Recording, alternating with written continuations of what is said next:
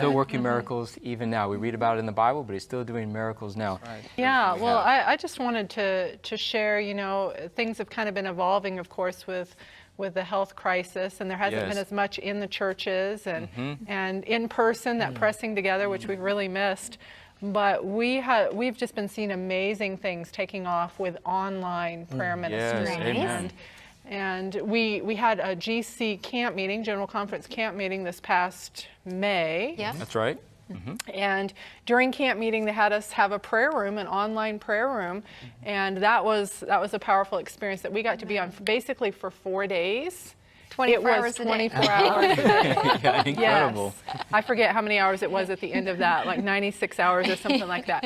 And we just saw how God grew people together. There's people calling in from Africa and from Europe and from Asia and all these different places around the world. And it was so beautiful seeing the family spirit build. We'd have anywhere from 40 to 150 people on the Zoom prayer call all times. And at the end of camp meeting, we ended up offering a testimony time just because we see how God's blessing, and people are just, so the testimonies went on and on. But I just want to say, I just kind of want to take that and branch into a beautiful ministry that God has pressed upon hearts to start. And again, through friends like Melissa and Martin Kim, and just very quiet. They don't seek recognition. They don't really want to be recognized. And it's not about them. It's about what God is laying on hearts. But I'm just thankful for the quiet prayer warriors who have this burden to see the church pray. And so God has used people like them.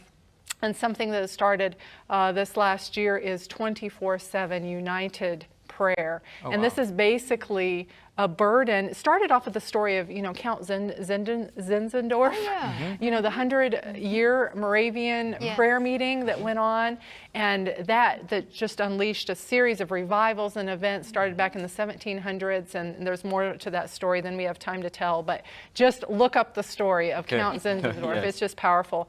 So they just had the burden to see prayer going 24 hours a day around the world, and so they've started a number of Zoom calls where people are praying together. There's 22 prayer calls that are going on right now, multiple languages that are being covered, anywhere from 20 to 40 to 50 people praying together. It's just powerful. And this ministry is 24/7 United Prayer. Yes. Okay. Yes. There's just so many testimonies that can go on and on. Just briefly, I remember one young man got on, and he was just sharing how coming to the 24/7 United Prayer Call just to change his life, and he recognized, I'm in the church and I'm lost. I don't truly know God as I should. And he says, and by the way, I'm a pastor. Wow. And so we just see how God is using it to reach across the board. So I just want to encourage people, go to 247unitedprayer.org. And you can be part of this. It's in multiple time zones. As I said, there are 22 different groups that are going on. Something else that 24/7 United Prayer also does is quarterly, on the days of prayer and fasting that we have for the church, they're doing a 24-hour United Prayer time, specifically praying. Back in March, it was for Myanmar, for the country of Myanmar, the needs. Then we had India in July, and coming up here in October, it will be for Afghanistan. One mind for Afghanistan. So get involved. Okay. Amen. I got a question, because a lot of our audience is not Seventh-day Adventist. So do you have to be a Seventh-day Adventist to join this? No. Multiple groups and people are coming together. It's beautiful.